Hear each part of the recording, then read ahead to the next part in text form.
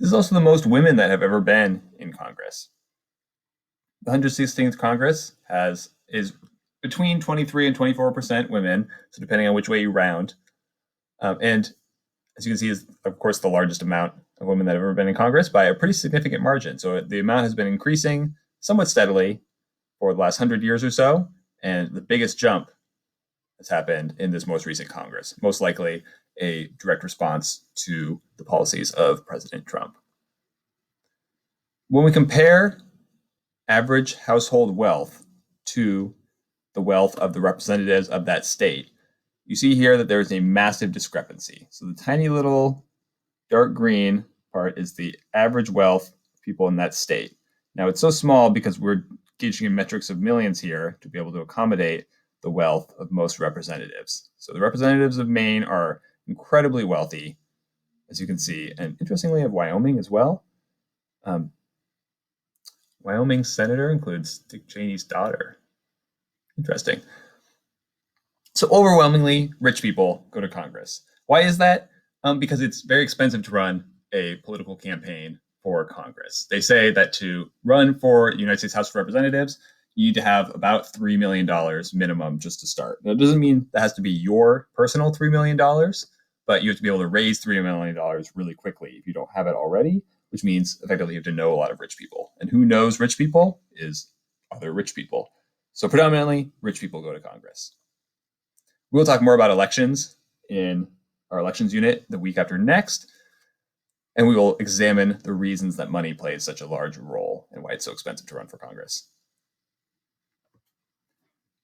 So in this infographic, we compare how the House of Representatives would look if it proportionally represented the American population, because compared to what it looks like now. So as we can see, there's only two non-Republican or Democrats, whereas nationally, about 80, there would be 81 if it reflected the amount of Americans who don't affiliate. It's like about a quarter who don't affiliate with one of the two major parties. So this would include, say, the Libertarians, or the Green Party, or the Democratic Socialists, or the Communists, or the Tea Party, or whatever, all those third parties. As you can see, it's also maybe an eighth, a sixth. Yeah, I'd say that about a sixth female, whereas proportionally, of course, it would be 50-50 if it was reflective of the general population. You can see it would still be predominantly white if it was proportional, but you'd see a lot greater representation of minorities, racial minorities. And then when it comes to religion, you have this slight overrepresentation of Protestants and Catholics. But then again, you also have overrepresentation of some smaller religions as well, which I find quite fascinating. So going back to Congress being, again, 23 to 24% female, depending on how you round, this is the most women that have ever been in Congress. Now, it's interesting because we think of our country as a relatively equal country.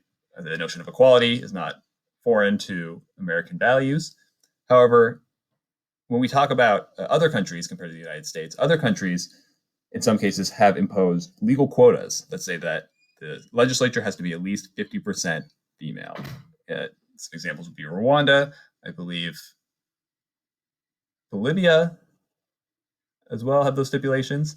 And some have stipulations that has to be, say, 30% or 40%, but 50% is somewhat rare.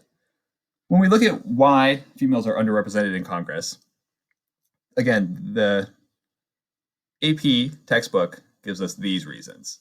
Take them as you will.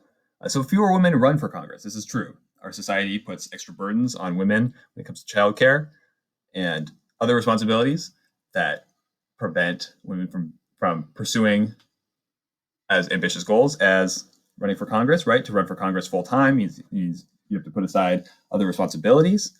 There's also a bias, as we can see in this chart, against the way that women are perceived as leaders that makes people less likely to vote for women when it comes to positions of leadership. This is both in the boardroom and in running for office.